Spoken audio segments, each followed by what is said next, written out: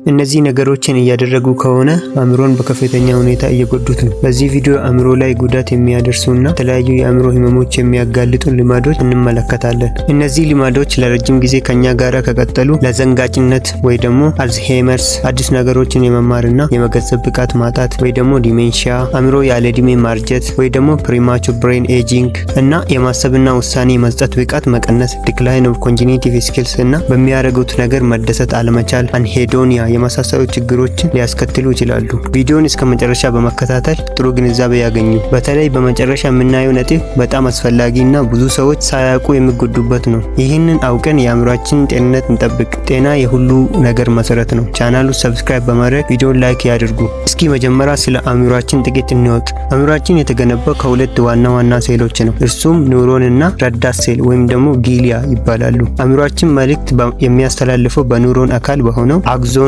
አማካኝነት እርስ በርስ በመገናኘት ሲሆን ረዳት ሴሎች ደግሞ ለኒውሮኖች የሚያስፈልጉትን ነገር በማቅረብ ስራቸውን ይደግፋሉ። በእነዚህ መጥፎ ልማዶች ሊጎዱ የሚችሉ የአእምሮ ክፍሎች አማይገላ ስሜትን የሚቆጣጠር ክፍል፣ ሂፖካምፓስ የሚያከማችና እንድንማር የሚረዳን ክፍል፣ ፕሪፍሮንታል ኮርቴክስ ለማሰብ ለመወሰንና ለማቀድ የሚጠቅመን ክፍል። አንደኛ ለረጅም ጊዜ በቀን ከ7 ሰዓት በታች መተኛት። በተለያዩ ምክንያቶች ለረጅም ጊዜ በቀን እንቅልፍ ካላገኘን ማለትም በቀን ከ7 ሰዓት በታች ከተኛን ትልቅ ጉዳት አለው። አእምሯችን በቀን ከምንመገበው ምግብ ኃይል ለማግኘት ሲሰባበር እንደ ቤታ አማሎይድ እና ታው ፕሮቲን ያሉ መርዛማ ኬሚካሎችን ያመርታል። እነዚህ ኬሚካሎች ከአእምሯችን የሚጸዱት ማታ ስንተኛ ብቻ ነው። በቂ እንቅልፍ ካላገኘን እነዚህ ፕሮቲኖች አእምሮ ውስጥ መከማቸት ይጀምራሉ። ይህም በሂደት ለዘንጋጭነትና አዲስ ነገሮችን የመማር ችግር ያጋልጠናል።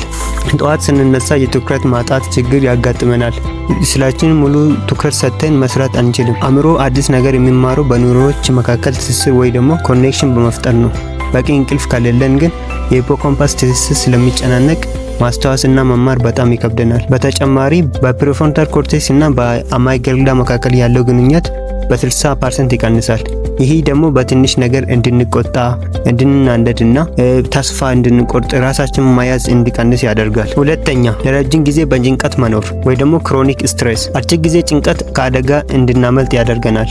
ነገር ግን ለሳምንታት ወይም ለወራት የሚቆይ የረጅም ጊዜ ጭንቀት ከፍተኛ ጉዳት አለው። በምንጨነቅበት ጊዜ ኮርቲሶል የተባለ የጭንቀት ሆርሞን ይለቀቃል። ይህ ሆርሞን በደማችን ውስጥ ለረጅም ጊዜ ከቆየ ወደ አእምሮ በመሄድ የአማግዳላ መጠንን ያገዝፋል። የፕሪፍሮንታል ኮርቴክስ መጠንን ደግሞ ያሳንሳል። እንደውም ፒዲኤንኤፍ ወይ ደግሞ ብሬን ድራይቭድ ኒውሮትሮፊክ ፋክተር የተባለውን አእምሮን የሚያሳድግ ኬሚካል ምርት በመቀነስ የሂፖካምፓስ መጠንን ያሳንሳል።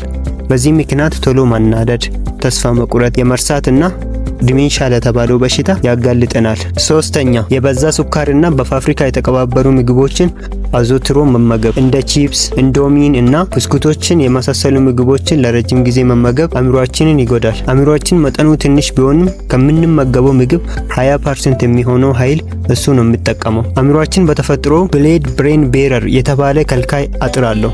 ነገር ግን እነዚህ ምግቦች ስናዘወትር ሱካሩ ይህንን አጥር በመግባት ሳይቶኪን የተባሉ ጎጂ ኬሚካሎችን እንዲለቀቁ ያደርጋል። ይህም ኒውሮኖችን ይጎዳል። በተጨማሪም ብሬን ድራይቭድ ኒውሮትሮፊክ ፋክተር የተባለውን ኬሚካል በማጥፋት የመማርና የማስታወስ ብቃታችንን በመጉዳት አእምሮን ያለ ዕድሜ እንዲያረጅ ያደርጋል። አራተኛ ለረጅም ጊዜ ማግለል ወይ ደግሞ ከሰዎች መራቅ፣ ሶሻል አይሶሌሽን የተባሉ ማለት ነው። የሰው ልጅ በተፈጥሯዊ ማህበረሰባዊ ፍጡር ነው። ስለዚህ ብቸኝነት ለሰው ልጅ ትልቅ በሽታ ነው። አእምሯችን ለረጅም ጊዜ በብቸኝነት ሲቆይ ይህንን ሁኔታ እንደ ትልቅ ጭንቀት በመቁጠር አወቃቀሩን መቀየር ይጀምራል። ብቸኝነት ሲበዛ አእምሮ ታኪኪን የተባለ ኬሚካል ያመርታል። ይህ ኬሚካል በአማግዳላ እና በሃይፖታለመስ መካከል ያለው ግንኙነት በመጣበቅ ከመጠን በላይ ስሜታዊ እንድንሆን ያደርጋል። በዚህ ምክንያት ሰዎች ሲያዩን የሚጎዱን ይመስልናል። ሁሉም ሰው ጠላቴ ነው ብለን እንድናስብ ያደርጋል። ፓራኖያ የሚባል በሽታ ማለት ነው።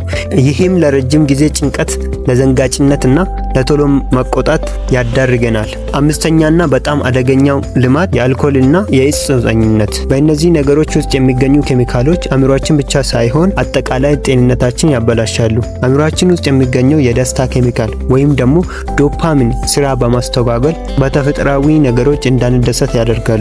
የአእምሮ ኒውሮኖች ቁጥር በመቀነስ የፕሪፍሮንታል ኮርቴክስ እና የሂፖካምፓስ መጠን ያሳንሳሉ።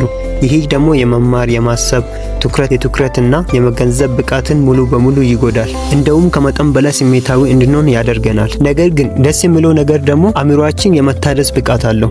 እነዚህ መጥፎ ልማዶችን በአእምሮአችን ላይ በሚያመጡት ጉዳት በጣም ብዙ ቢሆንም አእምሮአችን ግን ራሱን በራሱ የማደስና አዲስ ሴሎችን የመፍጠር ተፈጥሯዊ ብቃት አለው። ስለዚህ እነዚህ ልማዶችን በመተው አእምሮአችን ወደ ቀድሞ ጤንነቱ መመለስ እንችላለን። ለምሳሌ በቀን 7 እስከ 8 ሰዓት ማተኛት፣ የስኳር መጠን በመቀነስ እና የተፈጥሮ ምግቦችን በብዛት መመገብ፣ ጭንቀትን መቀነስ፣ መለወጥ የማንችለውን ነገር ለእግዚአብሔር መተው፣ መጸለይ እና ማሰላሰል ወይ ደግሞ ሜዲቴሽን የተባለውን ነገር ማድረግ።